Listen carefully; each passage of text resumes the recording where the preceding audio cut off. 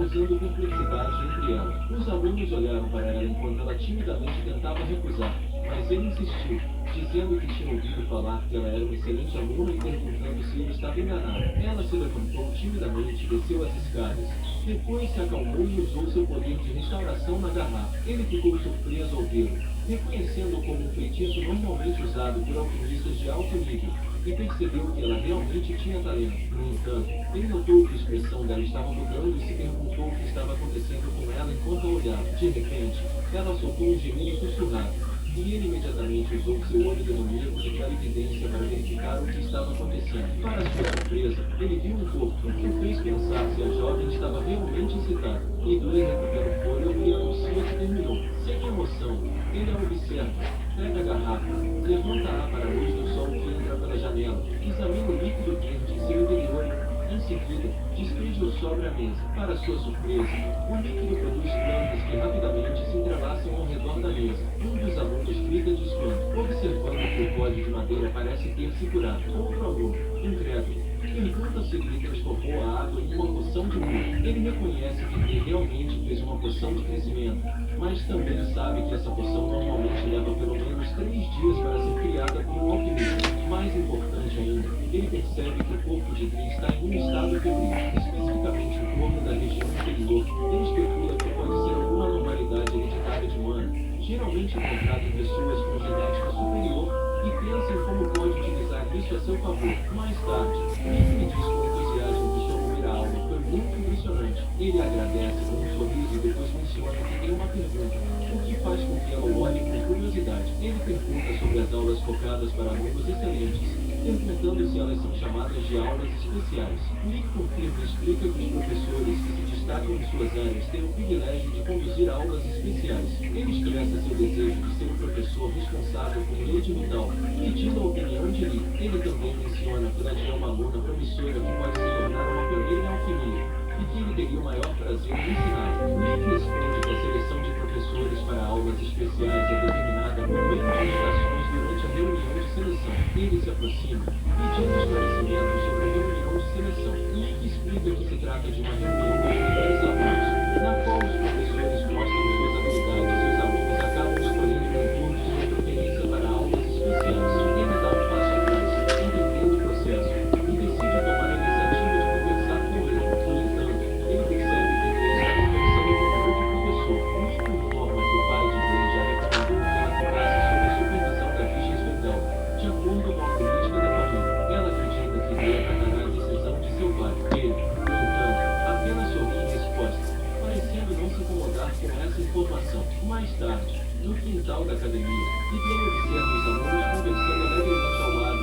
Quando eles a notam, ela imediatamente se vira para ir embora. Mas, de repente, alguém lhe pergunta se é por causa de sua condição que ela gosta de ficar sozinha. Ela olhou para trás em choque e viu ele chegando tranquilamente no banco. Ela ficou surpresa ao ouvir isso de seu professor, mas ele apenas perguntou seriamente se eles deveriam conversar um pouco enquanto comiam. Um minuto depois, eles se sentaram sem jeito no banco. Ela olhou para ele e ele lhe perguntou o que era. Ela timidamente não respondeu nada e disse que o sanduíche que ele estava segurando parecia saboroso. Ele respondeu que entendia e comeu o sanduíche. Ela lhe perguntou se a esposa havia preparado o sanduíche para ele e ele disse que estava muito bom. Ele mordeu o sanduíche e respondeu que era sorvete. Ela perguntou, suando, se ele mesmo havia preparado o sanduíche e ele respondeu que sim. Ela olha para ele de um jeito e não consegue pensar em nada. Mas então ele pergunta se ela quer um pouco e diz para ela pegar o que quiser. Ela disse a ele que ia pegar e pegou o sanduíche. Mas antes que ela pudesse pegar o sanduíche que escolheu, ele pegou mais rápido e o colheu como um cachorro faminto enquanto dizia a ela que as crianças deveriam comer carne. Ela olhou para ele confusa, lembrando-se de que ele havia dito que ela poderia pegar o que quisesse e mordeu o sanduíche. Mas então ela ficou chocada quando provou. Então ela lhe disse que estava realmente delicioso.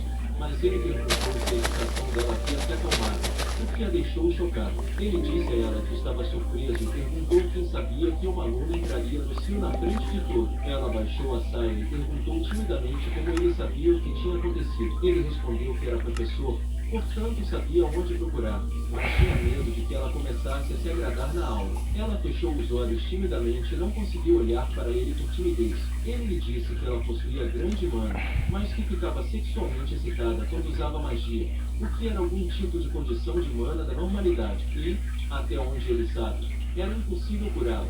O que significa que não há esperança para ela no futuro. Ela olha para ele em pânico e implora para que ele não conte a ninguém sobre isso, mas ele simplesmente coloca a mão perto dela e se inclina sobre ela, perguntando-lhe, e se ele lhe dissesse que poderia vencer essa condição dela, o que ela faria? Em choque, Lade engoliu em seco, lembrando-se da declaração anterior de Elixir de que a cura era impossível. No entanto, ele esclareceu que seu objetivo era vencer, não curar, a doença dela. Em lágrimas, ela confessou que havia tentado repetidamente tratar do problema sozinha e depois olhou para ele.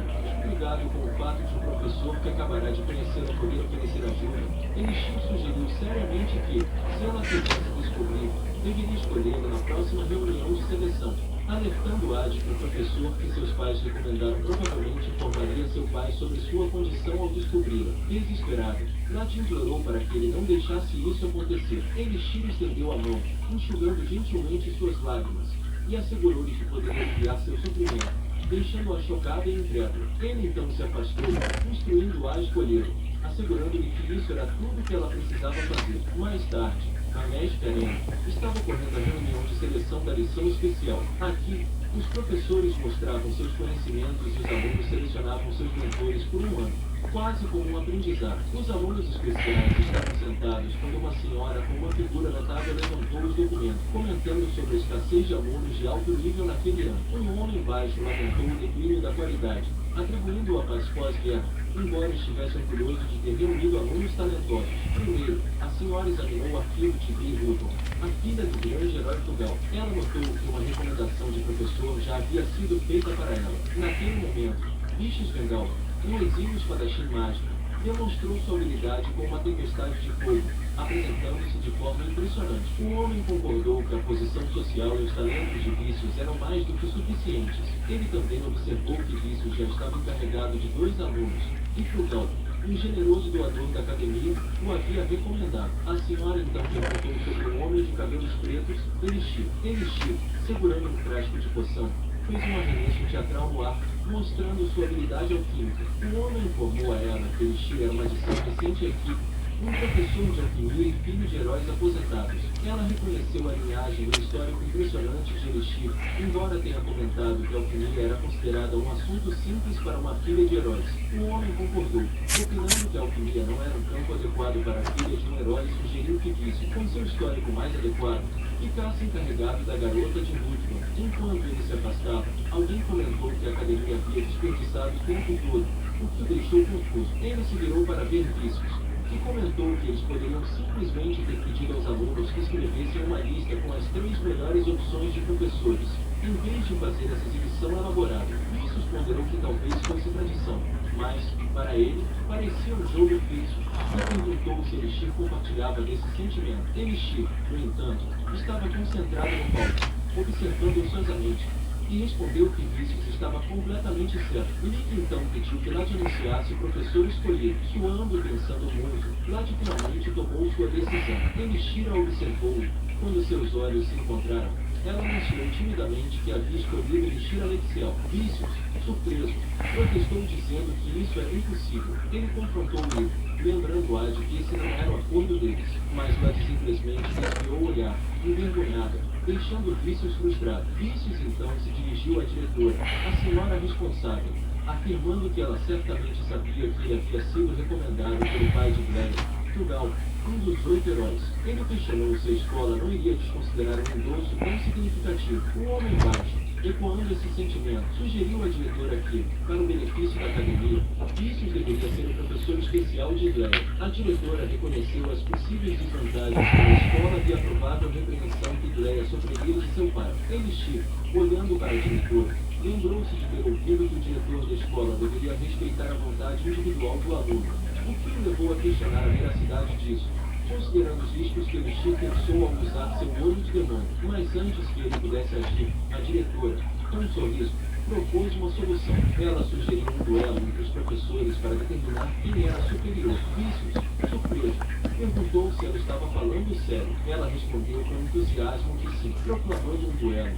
Ela declarou que o vencedor se tornaria o professor de Ida. Após um momento de silêncio, Elixir concordou, expressando sua aprovação à ideia. Phil encarou com raiva, mas ele permaneceu calmo. A diretora lhes disse que todos os feitiços de alta classe técnicas secretas de extrema letalidade são proibidos e, como ambos são professores, eles devem garantir que seu bom senso permaneça intacto durante a luta. Um homem baixo, em pânico, perguntou à diretora se ela não achava que o Conselho de Educação poderia ter problemas com o fato de eles travarem um duelo durante a tradicional reunião de seleção. Ela respondeu que estava tudo bem e perguntou ao homem baixo se ele não achava que seria uma lição valiosa para os alunos testemunharem seus professores em um duelo. Elixir acha que, embora a proposta de duelo seja conveniente para ele não pode usar seus olhos de demônio porque a diretora está de olho nele. De repente, Vícios o chama pelo nome completo e diz que ouviu dizer que ele era filho de um famoso casal de heróis.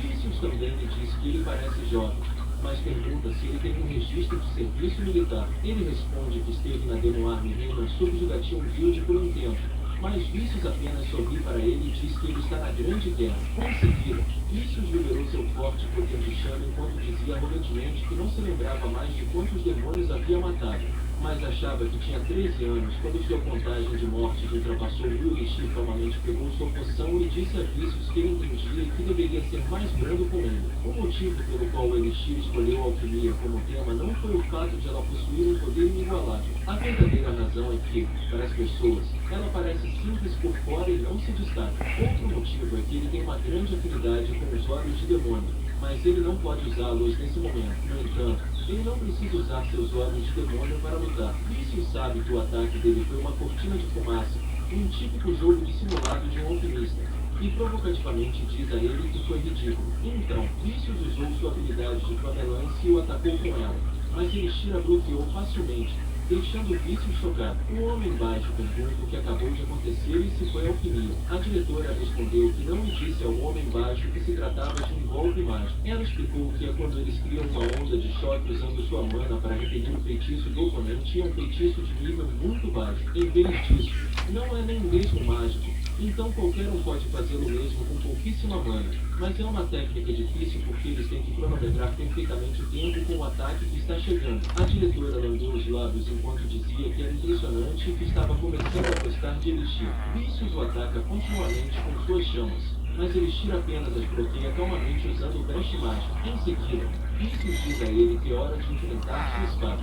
Vícios o ataca com sua espada, mas Elixir bloqueia o ataque de Vícios usando seu cajado, fazendo com que Vícios não acredite e pergunte como ele bloqueia seu ataque. Vícios tentou com toda a força empurrar sua espada em direção a ele, mas Elixir apenas respondeu calmamente que, como ele sabia, seu pai era um guerreiro. Vícios pulou para ganhar distância dele. Em seguida, ativou um círculo de feitiços para usar seu feitiço de área ampla. No entanto, seu círculo desapareceu lentamente, deixando-o chocado e em pânico, perguntando o que estava acontecendo e por que suas chamas estavam desaparecendo. Elixir abaixou o cajado enquanto respondia a Vícios que a magia das chamas é de fato muito letal e poderia ser considerado o atributo perfeito para combater vários inimigos. No entanto, as chamas são apenas chamas, mesmo quando fortalecidas por mana, e é o atributo que é mais facilmente afetado por seus arredores. Vícios olhou exausto para ele e recuperou o fôlego. Elixir disse a Vícios para não se mexer muito, pois ele desmaiaria por falta de oxigênio. Vícios gritou que não podia acreditar nisso,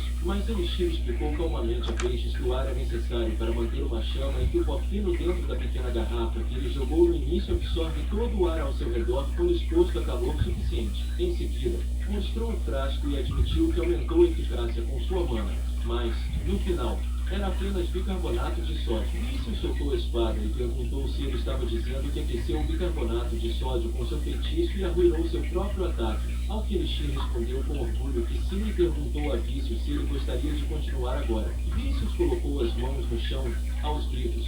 Chamou-o de maldito amador, dizendo-lhe para não se meter com ele. Em seguida, Vícios lançou um enorme círculo mágico abaixo dele, que rachou o chão. Elixir se posicionou, sabendo que era um grande círculo mágico do atributo fogo, e se perguntou se Vícius usaria magia de alta classe. Os olhos de Vícius começaram a liberar chamas e ativaram sua habilidade de vulcão, que derreteu o chão e liberou um forte calor ao redor deles. Elixir notou que, em vez de usar chamas, Vícius usou a alta temperatura instantânea para criar um leito de rocha derretido, o que ele achou impressionante. No entanto, à medida que o calor de Vícius se espalhava por toda parte, Elixir notou que a lava espirrava em várias direções. Ele imediatamente ativou seus 1000 olhos de centeio e correu em direção à igreja, quebrando o chão no processo. Ele desembainhou a espada, sabendo que os olhos de demônio permitem que ele determine e preveja o movimento de qualquer objeto, independentemente do objeto ou do feitiço usado nele. Isso também aumenta as estatísticas físicas de seu corpo, mas ele só pode usá-lo por um curto período de tempo,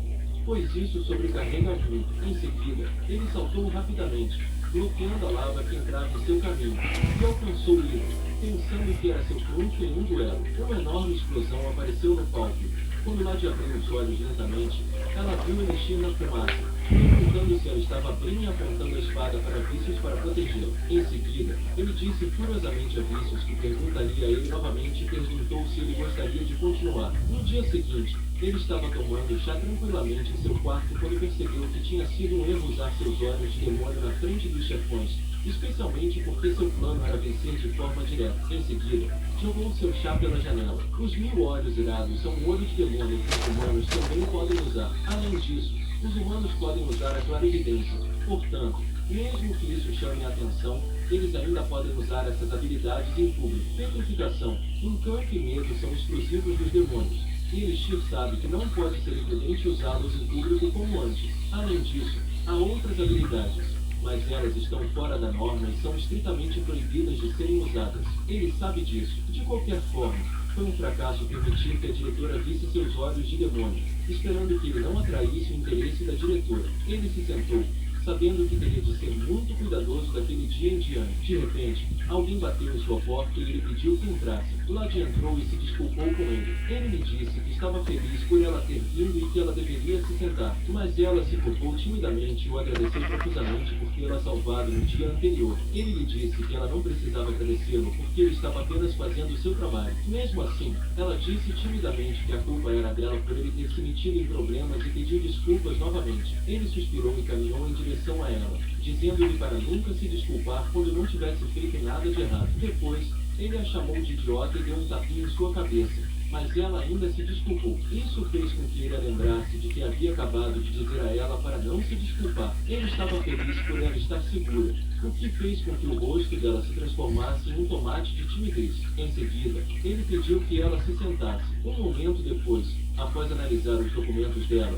ele lhe disse que a maioria de suas notas estava acima da média, o que é um excelente registro. Em seguida, ele largou os documentos e perguntou há quanto tempo ela tinha essa disposição para ficar sexualmente excitada. Ela ficou tonta de timidez ao ouvir a pergunta dele e não conseguiu responder adequadamente. Ele, frustrado, disse-lhe que já sabia disso. Portanto, ela não deveria irritá-la entrando em pânico todas as vezes. Ela respondeu que isso começou quando ela tinha 8 anos de idade. Ele perguntou quem mais sabia sobre isso, e ela respondeu que ninguém sabia porque ela não podia contar a ninguém sobre algo assim. Ele lhe disse que ela já devia ter usado magia muitas vezes e lhe perguntou como ela estava lidando com isso. Ela segurou a saia com força, tímida, e não respondeu imediatamente. Mas ele lhe disse que estava ouvindo atentamente e ordenou que ela respondesse. Ela respondeu que estava apenas suportando e esperando por um intervalo ou pelo fim da aula. Em seguida, ela foi ao banheiro e, antes que pudesse terminar a resposta, mordeu os lábios e continuou, dizendo que tinha resolvido o problema lá. Além disso,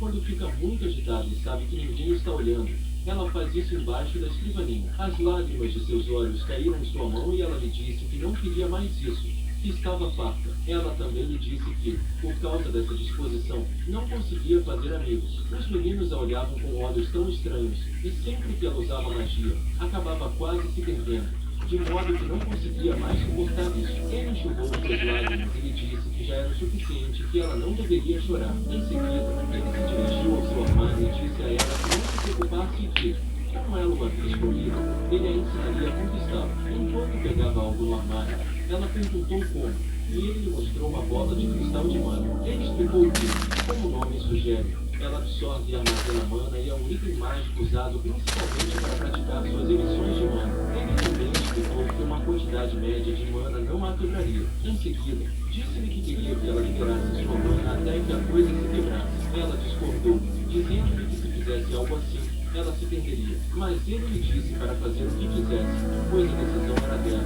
Me explicou que o motivo de ter falado com ela primeiro foi simplesmente o fato de sua disposição rara ter atraído seu interesse como espécie. Em seguida, ele usou seus olhos de demônio sobre ela, dizendo que ganharia um espécime e que ela conquistaria sua disposição, o que ele chamou de uma vitória. Em seguida, ele lhe perguntou se ela ia fazer isso ou não, e ela respondeu que sim. Em seguida, ela colocou as mãos na bola de cristal de mana e tentou liberar toda a sua mana para quebrá-la. Ele disse que nunca tinha visto um volume tão grande de mana ser liberado e que ela era realmente a filha de um herói. Ele olhou para a bola mágica e notou que o atributo de cor da mana era branco puro. Ele sabia que esse era o tipo de mana que podia ser usado para todos os tipos de magia, mas lembrou-se de que diziam que havia uma grande possibilidade de ela se transformar em um atributo diferente após a experiência da puberdade. Em outras palavras, Vlad poderia acabar sendo capaz de usar não apenas atributos de fogo ou água, mas também atributos das trevas. E ele sabia que se continuasse ela de muito cuidado e a usasse junto com seus olhos de demônio,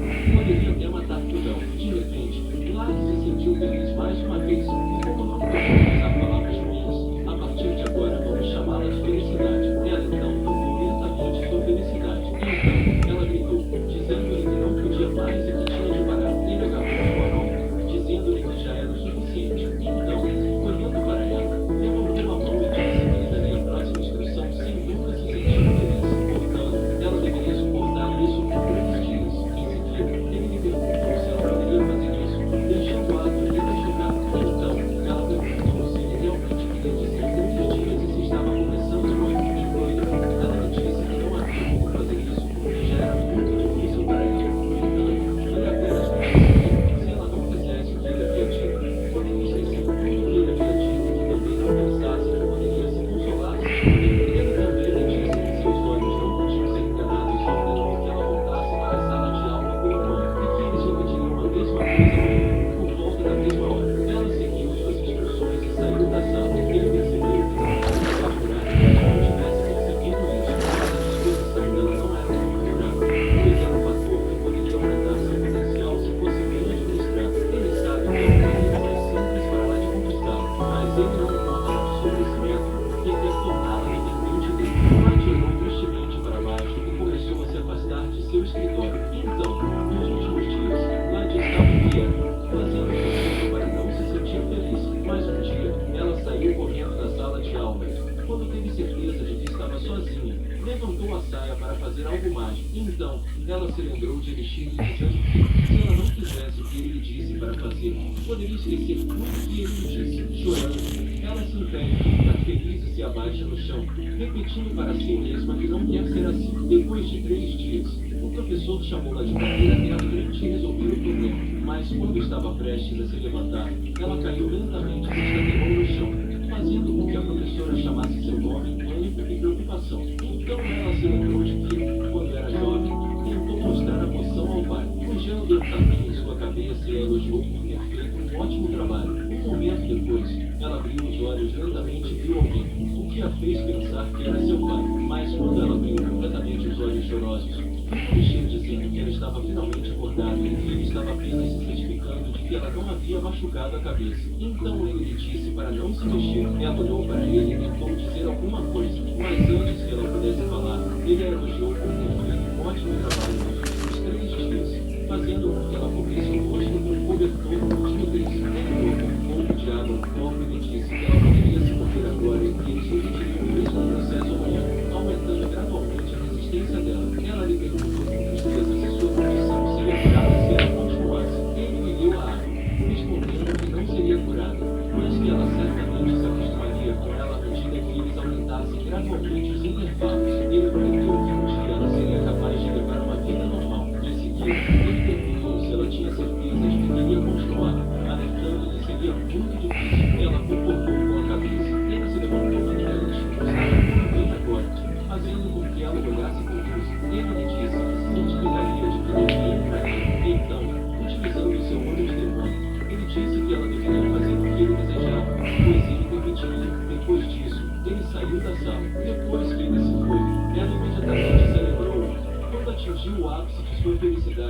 exclamou que a sensação era muito boa. Enquanto isso, do lado de fora da clínica, ele verificou as horas.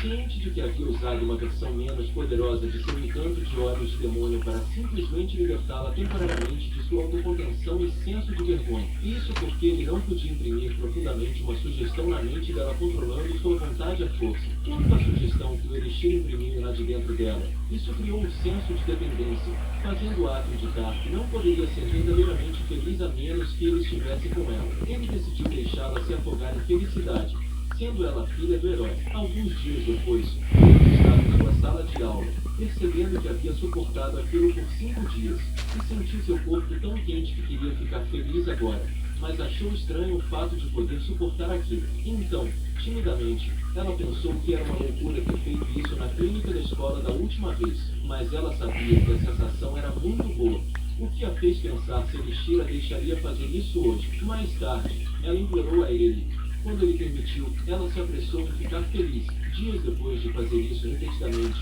ela o chamou de forma tímida e ociosa e implorou por sua mão. Em seguida, perguntou se ele poderia deixá-la usar sua mão. Ele deu a mão a ela, enquanto ela dizia que amava sua mão e implorava por mais, fazendo saber que, forçosamente, a filha do herói estava ao redor de sua mão como ele planejava. Em seguida, ele diz a Frugal para ouvi-lo, pois sua filha agora é dele. Depois, ele diz a Frugel para ouvi-lo porque a filha dele agora está. Mais tarde, ele lavou bem as mãos enquanto pensava continuamente que estava sujo e se perguntava por que o desejo sexual daquela humana era forte e tão desagradável. Mas ele se acalmou porque já havia usado muitas pessoas diferentes no passado, o que o fez se perguntar por que estava tão abalado por uma garotinha que só usou a mão dele. Ele então se lembra de que tudo isso foi pelo bem da rainha demônio e que, por ela, ele precisa suportar. Mas, então, ele imagina Iblis chamando docemente e a rainha demônio fazendo o mesmo enquanto ele diz para se aproximar dela. Ele deu um soco na parede e agarrou a cabeça em frustração enquanto se perguntava o que diabos estava pensando. Ele decidiu nunca mais deixar que um humano o envolvesse em suas atividades secretas quando ouviu alguém gritar e Iblis gritou para que o homem a soltasse. O homem disse a Iblis que a culpa era dela por cheirar tão bem e que ele sempre a amou. Por isso prometeu a ela que seria gentil. O homem então destruiu o uniforme de Iblis, e quando o homem estava prestes a tocar em seus seios, Elixir furiosamente agarrou a mão do homem a tempo e percebeu que ele estava sob um amuleto, mas não por olhos de demônio. Em seguida, ele olha para o lado e descobre porque sua mente também está desordenada. O homem lançou seu punho enquanto gritava para que ele não o atrapalhasse porque aquela mulher era dele. Mas ele usou seu olho de demônio e disse ao homem para não abusar da sorte porque aquela mulher era dele. O homem recuou horrorizado. Quando o encarou, o homem fugiu chorando e pediu desculpas a ele continuamente. Ele, então, olha para ela de soslaio e pergunta se ainda há algo mais que ela gostaria de lhe dizer. Um momento depois, quando estão em seu escritório, ela lhe diz que sua disposição não a afeta apenas porque quando ela usa magia, e quando faz por conta própria, é como se todos os homens ao seu redor começassem a perder o controle de si mesmo. Ela também lhe diz que a maioria dos homens não faz nada, mas alguns acabam se tornando iguais ao homem só por estarem perto dela. Ele pergunta se isso significa que ela não quer despertar sexualmente as pessoas ao seu redor e é por isso que ela tem evitado todo mundo. Ela responde que sim e explica que, mesmo que se torne amiga de uma garota, os namorados delas acabariam sendo influenciados pela disposição dela, o que arruinaria o relacionamento deles. Ela também lhe conta que isso aconteceu muitas vezes com os professores e que o pior foi quando ela foi à casa da garota de quem estava prestes a se tornar amiga. Mas o incidente ocorreu quando o pai carinhoso da menina tentou agredi-la. Por causa disso, os pais da menina acabaram se divorciando. Portanto, a menina continuou odiando-a desde então, até que ela se matriculou naquela academia, porque a garota achava que era ela quem a seduzia. Ele percebe que as disposições delas são diferentes, mas o mesmo acontece com a Rainha Demônio, porque a Rainha Demônio é a pessoa que nasceu como Rainha Demônio, sem nem mesmo perceber. Acabava matando os outros ou deixando os loucos se eles se aproximassem dela. E é por isso que quando eles estão juntos, a Rainha Demônio sempre se concentrou em garantir que não o mataria. Mesmo assim, sempre sorria quando estavam juntos. De repente, Iblis gritou para ele que ela havia atacado aquele homem quando ele estava tentando atacá-la e estava prestes a lhe dizer algo. Mas ela parou de falar, fazendo com que ele perguntasse o que era. E ela timidamente respondeu que ainda era virgem, fazendo com que ele ficasse confuso e perguntasse daí se ela era virgem. Ela explicou timidamente que, quando o rapaz estava prestes a agredi-la, ele disse que ela era dele. Ele explicou a ela que ela era uma amostra muito preciosa para ele, e isso era tudo que ele queria dizer. Ela lhe perguntou sorridente se ela era preciosa. Ele acha que o fato de Idris estar isolada é bom, mas o charme dela é problemático e ele acha que talvez precise lidar com isso antes que ela seja agredida por outro aluno ou professor e se torne um problema sério. Ela então lhe diz que ouviu dizer que os pais dele são heróis como ela e lhe pergunta quem são os pais dele. Ele responde que eles desapareceram quando ele era pequeno. Por isso foi adotado e criado por um casal aristocrático. Ela diz a ele, com tristeza, que entendeu e pede desculpas por ter perguntado, mas ele calmamente coloca a teca sobre a mesa e diz a ela que seus pais adotivos são idosos e não tiveram filhos. Por isso são gentis e o tratam com carinho como se ele fosse seu próprio neto. Mas, infelizmente, os dois acabaram falecendo depois que ele deixou a casa deles. Mas as lembranças dele com elas são insubstituíveis enquanto usa seus olhos de demônio para ela. Ela lhe pergunta se ele não tem mais família. Ele parou por um momento e agiu com tristeza ao responder que havia alguém que tentou se tornar sua família e ele jurou dedicar tudo a essa pessoa. Mas essa pessoa não está mais ao seu lado. Ela pergunta se pode substituí-la, o que o deixa irritado e incapaz de controlar sua raiva. Enquanto pede desculpas, explica que foi repentino da parte dela, mas ele a impede de falar e usa todo o poder de seus olholhos demoníacos, deixando-a hipnotizada e excitada. Ela então tirou o uniforme e tocou seus seios enquanto implorava para que ele a deixasse ficar com ele. Ela então estendeu a mão para ele e pediu que se aproximasse. Ele tocou gentilmente seu rosto corado e seus lábios macios, mas então ele agarrou seu pescoço e disse que o que ela estava sentindo não era amor, mas apenas desejo, sugerindo que ela poderia estar usando como uma válvula de escape para seus desejos sexuais. Ele então agarrou seu pescoço com força, perguntando com raiva se ela achava que poderia substituir aquela pessoa. Ele a levantou, dificultando sua respiração correta, e gritou para que ela nunca mais dissesse algo assim. Ele então a soltou, e ela caiu no chão, chorando e com a respiração ofegante, deixando amaldiçoando surpreso com suas próprias ações. Mais tarde, ele estava na sala de aula, dizendo aos alunos que deveriam passar para o próximo tópico da alquimia e perguntando-lhes o que era um catalisador. Em seguida, escreveu no quadro negro, perguntando-se o que estava fazendo e pensando que, se tivesse dormido com eles naquela época, tudo teria saído conforme seus planos. O giz se partiu ao meio e ele pegou, sabendo que, quer fosse para agradar os humanos, dormir com mulheres para avançar em sua carreira ou até mesmo matar sua própria espécie, ele tinha feito tudo o que precisava até agora. Mas quando Idris lhe perguntou se ela poderia substituir aquela pessoa,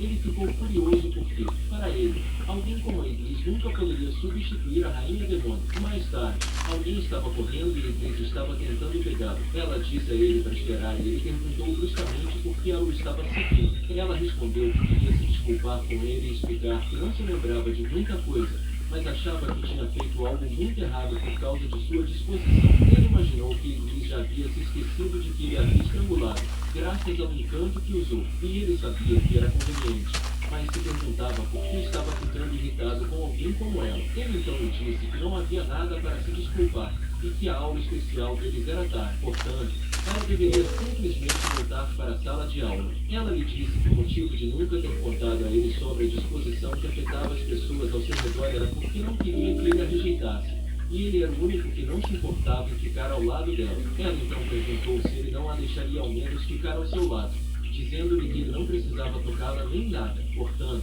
ele deveria deixá-la ficar ao seu lado porque ele era o único apoio que ela tinha. Isso o deixou furioso e o fez lembrar da rainha demônio chamando-o com dor, dizendo-lhe que ele era o seu único apoio. Mas antes que a rainha demônio pudesse terminar suas palavras, ela morreu. Idris também diz a ele que, mesmo que fosse apenas por curiosidade acadêmica, ele ainda assim a conheceu e até tentou ajudá-la. Além disso, ele tem sido gentil com ela, mas ele diz a ela que não se engane, que não a estava rejeitando. Além disso, ele não teria problema em tocá-la, só não queria que ela seguisse por aí. Ele a lembra de que lhe disse que a aula especial dele seria tarde. Ela ficou feliz ao ouvir isso e fugiu, dizendo-lhe com entusiasmo que o visitaria novamente. No entanto, ele não demonstrou nenhuma emoção ao dizer essas palavras de conforto, pois achava que era a escolha certa e que poderia simplesmente deixá-la obcecada por ele. Ele então se lembra que estava fazendo tudo isso pela rainha demônio. Um mês depois, Idris estava colocando tudo na bola de cristal, fazendo com que ele elogiasse e dissesse a ela para continuar fazendo isso e para transformar sua mana em um feitiço.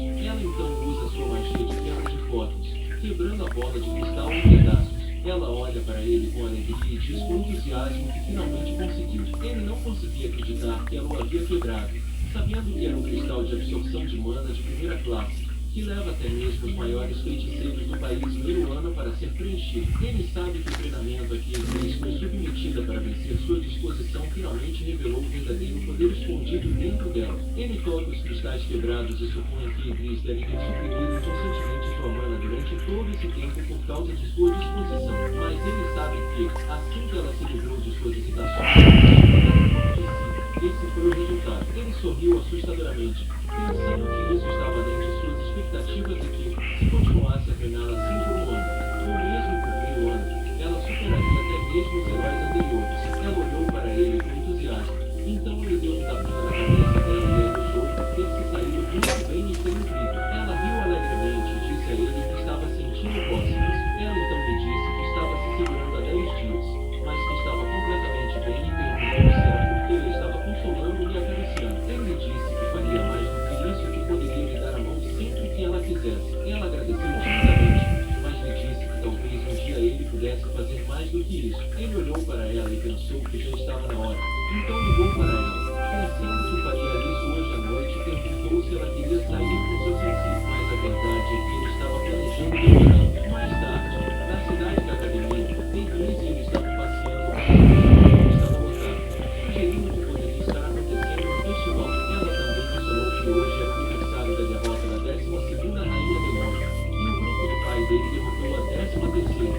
A 12ª Rainha Demônica devia ser da geração anterior, o que o fez cerrar o punho com raiva. Ele explicou a ela que a Rainha Demônica acabaria sendo revivida, mesmo se derrotada, retornando com mais poder a cada vez. Ela se perguntou em voz alta se era verdade que, em troca, o renascimento demorou mais para acontecer, mencionando que foram necessários 150 anos para que o 13º nascesse, sugerindo que a humanidade estaria em paz até então, 180 anos depois. No entanto, ele sabia que isso só se aplicava se a Rainha Demônio fosse derrotada e não selada. A razão pela qual os 8 heróis escolheram selá-la foi que não havia como matar a 12ª Rainha Demônio, que nasceu imortal e que ele respeitava e amava. Ele sabia que, se a verdade sobre o selamento da Rainha Demônio fosse revelada ao mundo, o exército demoníaco teria continuado a travar uma guerra feroz para desfazer o selo. Para evitar isso, os 8 heróis mentiram, alegando que a Rainha Demônio havia sido derrotada. Em segredo, eles selaram partes da essência da Rainha Demônio dentro de seus próprios corpos, uma decisão tomada sem consultar ninguém. Somente os 8 heróis e eles sabiam dessa verdade.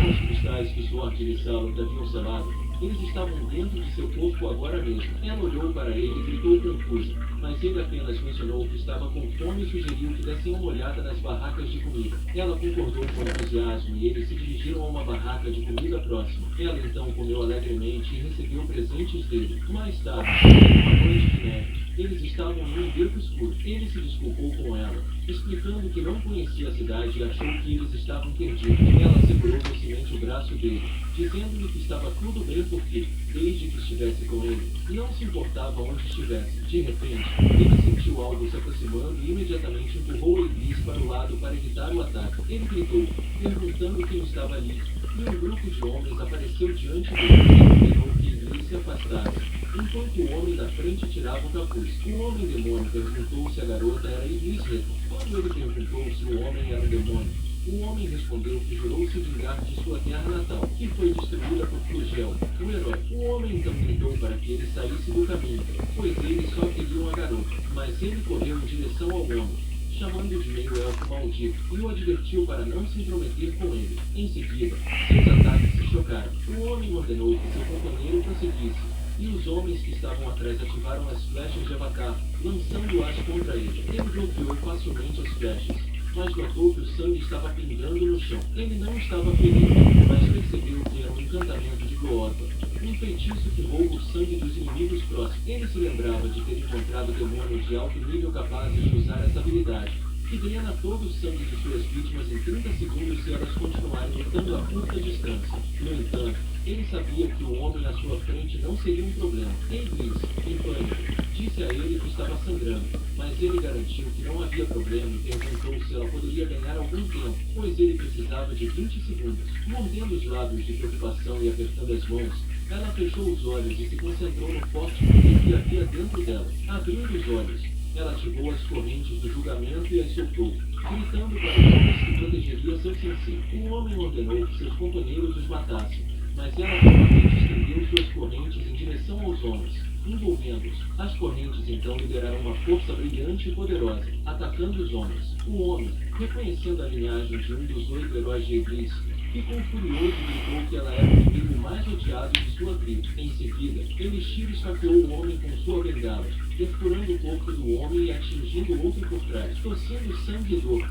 O homem o chamou de bastardo, vendo os olhos do demônio sobre ele, mas Elixir simplesmente encarou de volta com seus próprios olhos de demônio, agradecendo ao homem por ter sido atraído até ali pelas informações que ele havia deliberadamente divulgado. Ele disse ao homem que seu peão havia ganhado uma valiosa experiência de luta, agradecendo por seus esforços antes de acabar com ele com um sorriso. Ele verificou Iblis, que estava caída no chão, perguntando se ela estava bem e se tinha algum ferimento. No entanto, ela apenas lhe disse que não conseguia mais se segurar e implorou para que ele fizesse alguma coisa e a segurasse. Mais tarde, um gemido alto pode ser ouvido. E ele ficou chocado quando uma lágrima escorreu em seu rosto. Ele então vê Iblis chorando. Ele pergunta por que ela está chorando. E ela responde que estava feliz por finalmente ter conseguido se conectar com alguém e por ter ficado sozinha todo esse tempo por causa de sua disposição. Mas, finalmente, ele a encontrou e a salvou.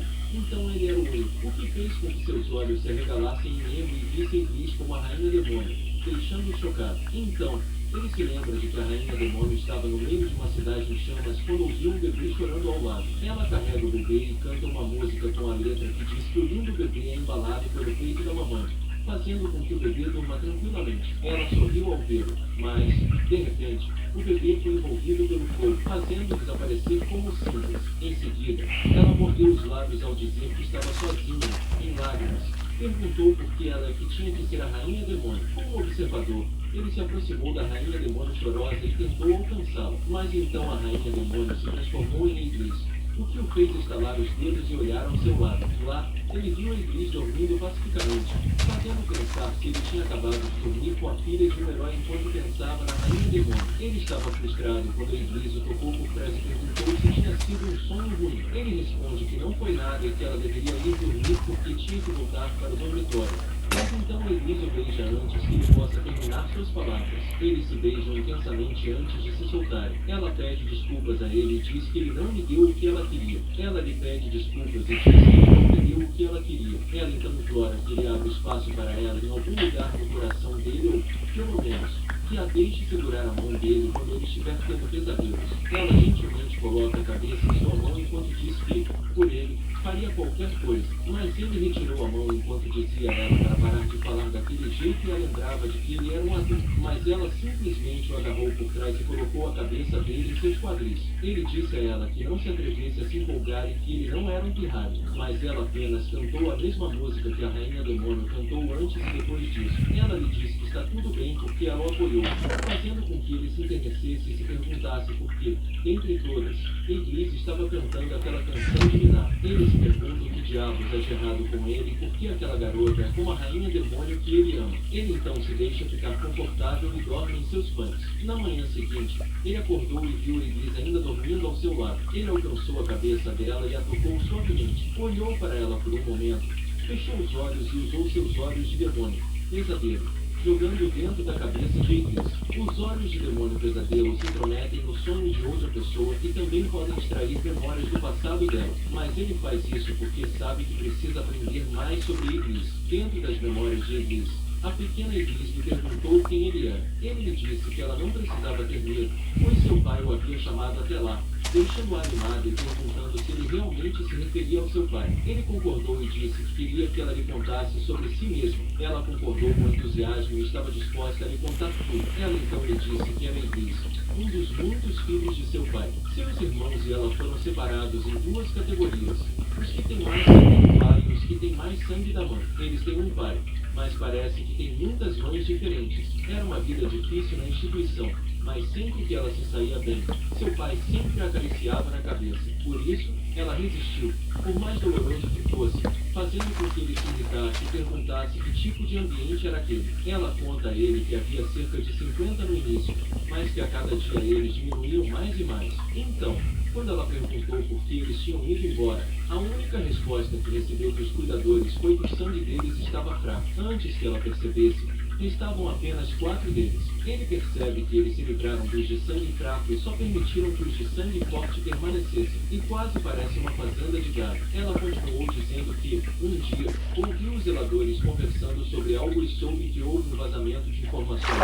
Então eles tiveram que destruir tudo e deixar apenas um vivo. No final, ela foi escolhida, enquanto os outros foram deixados para trás em um quarto branco. Desde então, ela nunca mais viu seus irmãos. Mais tarde, seu pai lhe diz que ela irá para a escola para levar uma vida normal a partir de agora e que está tudo bem porque ela estava apenas começando de novo. Ele então lhe promete que um dia ela conhecerá muitos irmãos novos, mas, se ela quiser que isso aconteça, não poderá contar a ninguém sobre seu passado, pois, se quebrar sua promessa, também estará indo para onde todos os seus irmãos foram. Ele lhe perguntou se ela poderia cumprir sua promessa. Em sua eternidade, ela respondeu e respondeu que sim. Mas ele percebeu que Iblis havia sofrido uma lavagem cerebral e eles destruíram todas as evidências e deixaram Iblis viva por causa do seu nome. Ela então lhe conta que começou a frequentar a escola para ter uma vida normal. Ela aprendeu como a sociedade funciona e começou a se comunicar com estranhos pela primeira vez. Ela estava muito animada por descobrir que o mundo era tão grande e achava que, se mostrasse as habilidades mágicas que aprendeu nas instalações, todos na escola a elogiariam. Ela acreditava que faria muitos amigos e que as pessoas a receberiam em seus círculos, mas isso era apenas o que ela pensava. Depois de descobrir a condição de seu corpo, ela foi forçada a se afastar dos outros, desejando todos os dias que alguém a encontrasse. Ele se aproximou dela e a abraçou, deixando-a chocada, e ela percebeu que o tinha. As mãos dele eram mais frias do que as de seu pai, mas muito mais carinhosas, e ela jurou que faria qualquer coisa por aquela pessoa. Iblis, ainda dormindo, chorou e disse a ele que o amava. Ele admitiu para si mesmo que sentia um pouco de afeição por Iblis, mas não era muito. Ele disse a ela que nunca pensou que um dia sentiria algo assim por um humano, mas que nunca a amaria nem teria capacidade para isso. Em seguida, ele retirou a mão enquanto se desculpava com ela e lhe disse que conhecê-la só fez com que sua determinação ficasse mais forte. Um dia, ele iria matar o pai dela. Enquanto isso, em alguma mansão, Flugel pergunta a alguém se ele viu olhos de demônio.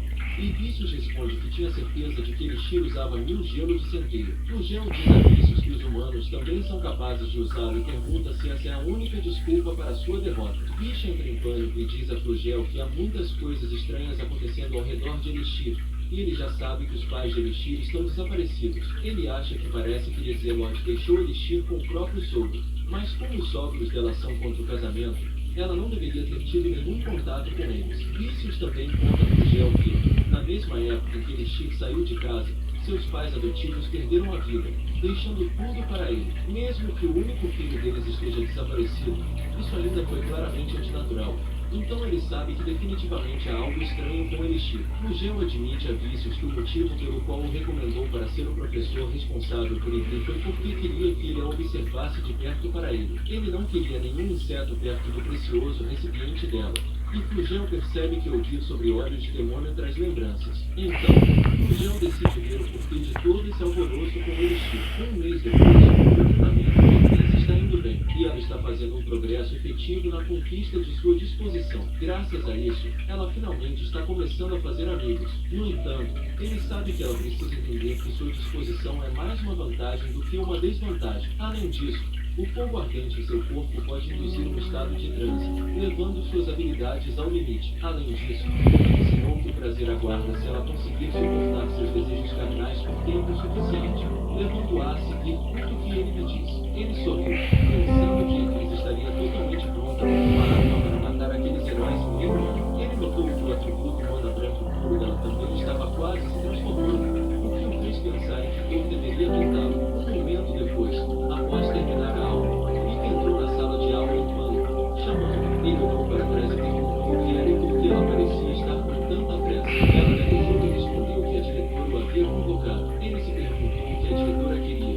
considerando se era sobre o ataque do demônio de um mês atrás. Mas ele sabia que não poderia ser, já que ele havia limpado a área com seus olhos de demônio, sem deixar testemunhas e com a certeza de que não havia deixado nenhum rastro para trás, o que o fez se perguntar o que diabos ela queria dele. Ele bateu na porta da sala da diretora e ela lhe disse que podia entrar. Ele entrou, desculpando-se, e ficou chocado ao ver alguém. A diretora se desculpou com ele pelo chamado repentino e disse que havia alguém ali que queria conhecê-lo. O homem sorriu, e Flugel ofereceu a mão para ele. O homem sorriu e Flugel lhe ofereceu a mão, apresentando-se e mencionando que sua filha era sua aluna. Ele sempre dizia a si mesmo para se acalmar, sabendo que tudo estaria acabado se ele perdesse a compostura ali, cerrando os dentes. Ciente de que ainda não tinha o poder de matar Flugel, ele tentou levantar a mão de forma trêmula, dizendo a si mesmo para superar a situação e fazer uma boa cara, pois não era o momento. Por fim, ele apertou a mão de Flugel, sorrindo. Disse a Flugel que sua mãe e seu pai sempre falavam sobre ele, dizendo que ele os havia ajudado muitas vezes durante a Grande Guerra. Por isso estava muito honrado por finalmente conhecê-lo. Ele sorriu, mas, na verdade, estava dizendo a si mesmo para não demonstrar hostilidade, mas não se rebaixar, ser educado, mas também não esconder sua confiança porque, embora não tivesse planejado isso, não havia mal nenhum em fazer Flugel gostar dele. Flugel lhe disse que tinha certeza de que seus pais, Sword e Zealot, o detestavam e que foram eles que realmente o ajudaram muitas vezes. Ele respondeu que seus pais nem sempre eram gentis quando falavam sobre ele. No entanto, ele tinha certeza de que eles não teriam conseguido derrotar a Rainha Demônio sozinhos sem as decisões resolutas dele. Flugel riu sem jeito, dizendo que ele era muito bom em bajulação, apesar de sua honestidade, e que estava feliz por ele pensar assim, mas como amigo, ele falhou completamente com seus pais. Ele conta a Flugel que, no jardim deles, havia uma flor a qual sua mãe sempre dava atenção especial, e que foi enviada por um amigo íntimo com o desejo de que suas raízes crescessem tão profundamente quanto o amor de seus pais. Ele soube que ela foi enviada na época em que ela se casou com seu pai. Sua mãe também disse que ele era o único que reconhecia e celebrava o casamento deles, e ela sempre lhe contava essa história com um sorriso, deixando Flugel chocado e perguntando se era verdade, ao que ele respondeu sorrindo que sim. Flugel responde que ficou surpreso e sugere que eles deem uma volta e conversem em vez de ficarem parados ali, pois ele também gostaria de ver a filha. No entanto, era sua primeira visita à academia desde que o novo prédio da escola foi construído e ele se sente um pouco nervoso com seu sensei ao seu lado. Ele pergunta a Flugel se ele está se referindo à diretora. A diretora suspirou e disse a ele, irritada, que Flugel era seu ex-aluno e que ele era um aluno muito rígido e teimoso na época em que era presidente do conselho estudantil, razão pela qual ela o chamava de bastardo sem humor. Ele olhou para eles em silêncio por um momento e tentou perguntar se a diretora era realmente tão velha, mas Flugel o deteve a tempo e lhe disse que, independentemente do que acontecesse, ele nunca deveria usar a palavra velho. Então, a diretora apareceu atrás de Flugel e lhe disse seriamente que viu que ele ainda era capaz de usar essa palavra. Isso fez que Flugel gritasse para se retirar e lhe dissesse que eles tinham que correr agora. Mais tarde, enquanto caminhavam, ele pensou que Flugel provavelmente estava lá porque havia tirado o inglês do outro professor, mas ele não esperava que Flugel fosse chegar lá tão cedo. Ele sabe que isso não é bom e não pode deixar que ninguém tire a inglês dele neste momento. Flugel então lhe disse que ele foi até lá por causa do que aconteceu na reunião de seleção, deixando-o chocado, mas Flugel apenas pergunta se era isso que ele estava pensando. Ele diz a si mesmo que está tudo bem e que deve continuar agindo como um professor e usar sua paixão para passar. Então, ele responde que sabe que aprovou um professor diferente para sua filha e que pode entender por que Flugel ficou com raiva dele depois que sua filha o escolheu. No entanto, como professor e como humilde alquimista, ele ajudou a filha a realizar todo o seu potencial e, ansiosamente, carrega o futuro da alquimia em seus ombros. Portanto, ele deveria deixá-lo continuar a ensiná-la e implora a Flugel com determinação que o deixe. Flugel lhe diz para não se enganar, pois não foi por isso que ele veio para a academia, deixando confuso e se perguntando por que Flugel estava ali. Flugel então lhe diz que seus pais, Sword e Zealot, ainda não foram encontrados e lhe pergunta se eles não lhe disseram nada antes de desaparecer. Ele respondeu que não, e que eles apenas disseram que voltariam logo. Então, ele apertou o braço, perguntando a Flugel por que ele estava falando disso agora e se isso estava relacionado ao motivo de sua visita ao local. Flugel se aproximou dele, respondendo que não era nada demais e que apenas tinha ouvido algo sobre ele. Flugel então o chama pelo nome completo e pergunta se é verdade que ele pode usar olhos de demônio. Flugel chocado e horrorizado. Flugel então diz a ele que, pelo que se lembra, nem Sword nem Lizelot podiam usar óleos de demônio e explica a ele que óleos de demônio são transmitidos pelo sangue. No entanto, ele supõe que coisas estranhas podem acontecer de tempos em tempos. Flugel então toca em seu cabelo, observando que sua cor é preta, enquanto Lizzie era loira. Antes que Flugel possa terminar suas palavras, ele interrompe, dizendo que supõe que sua semelhança vem mais de seu avô por parte de mãe. Ele também diz a Flugel que ouviu dizer que seu avô era um mestre de arco que possuía os 1000 olhos de centeio. Flugel menciona que, de fato, seu avô tinha cabelos pretos, o que é raro para um elfo. Mas foi a primeira vez que ele ouviu falar que seu avô possuía 1000 olhos de centeio. Ele diz a Flugel que os registros ainda estão na casa de seus pais adotivos e pergunta se ele estava curioso sobre seu avô. Flugel responde que não lhe diz que o que ele está curioso é sobre ele. Flugel então lhe pergunta por que ele esconde o fato de possuir olhos de demônio, ressaltando que, se eles soubessem o que ele possuía, ele teria um futuro garantido no exército regular. Ele começa a responder gaguejando, mas Flugel o interrompe, perguntando novamente se há um motivo específico e ordena que ele lhe conte. Engolindo a própria saliva com medo, ele suspira e diz a Flugel que esse não foi um motivo muito agradável. Suas conquistas no campo de batalha foram todas graças a 1000 olhos de centeio. No entanto, ele se meteu em muitos problemas quando começou a confiar demais nele. Por ser um meio-elfo, ele não podia usá-lo tão bem quanto seu avô. Portanto, ele se prejudicou por confiar demais nele. Como resultado, até mesmo seus companheiros foram mortos. Desde então, ele se esforçou muito para se tornar forte o suficiente para não precisar depender do 1000 olhos de centeio. Mas esse esforço forçou a perceber que, afinal, ele não tinha muito talento para lutar. Felizmente, seu trabalho árduo acabou levando-o a se tornar um professor. Então, para responder à sua pergunta, não é que ele estivesse escondendo, ele só queria evitar exibir-lo o máximo possível. Flugel lhe diz que entende. Em outras palavras, ele se abstém de usar o 1000 olhos de centeio por precaução. Ele responde que não, dizendo a Flugel que, como professor que deve ensinar seus alunos a aprimorar seus talentos, contar orgulhosamente a todos sobre seus olhos de demônio seria um pouco demais. Ele achava que isso pareceria muito idiota e imaturo. Flugel sorri ao ouvi-lo e, rindo, pergunta se ele realmente acha que seria idiota exibir seus olhos de demônio.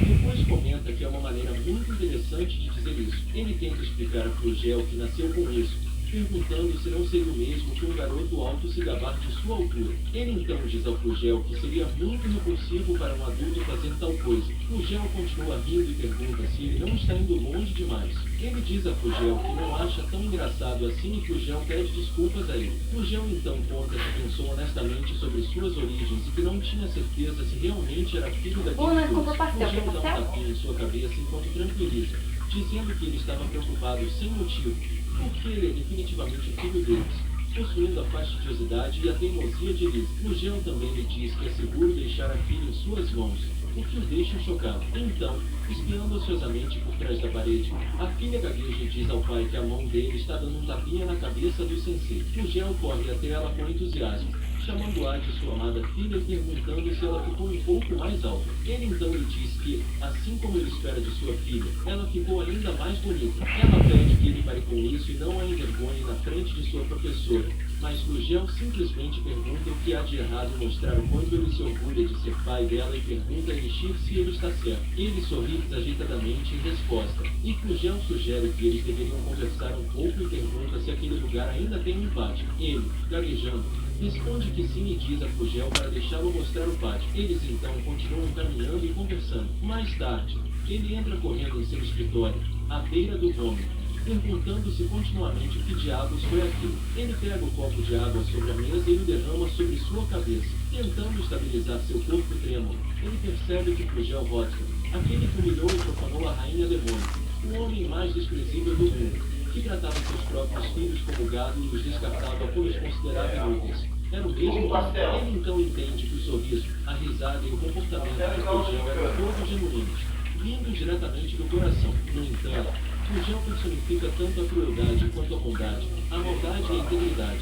fazendo com que ele se sinta totalmente enojado. Ele apalpa o peito para se acalmar, achando que lidou bem com o encontro. Ele reconhece que Flugel é um homem muito ocupado que passou por ali a caminho do trabalho, mas também mencionou que ficaria nas redondezas por alguns dias e o visitaria novamente. Ao se sentar em sua mesa, ele percebe que, independentemente de optar por ignorar Flugel ou se envolver com ele, ainda precisa de segurança. Ele entende a necessidade de poder de combate, informações e algo mais. Ele pensa se não há alguém que possa utilizar, então, lembra-se de que a diretora mencionou que Flugel é seu ex-aluno. Ele sabe que essa é sua única opção e que precisa agir. De repente, Nick bate a porta e pergunta se ele está lá. Quando ele não responde, Nick abre a porta lentamente. Ao vê-lo, expressa ali. No entanto, ela percebe que ele está encharcado e gaguejando. Pergunta o que aconteceu e observa timidamente seu estado. Em um movimento repentino, ele puxa Nick para si e a beija. Ela tenta dizer a ele para parar, mas ele para.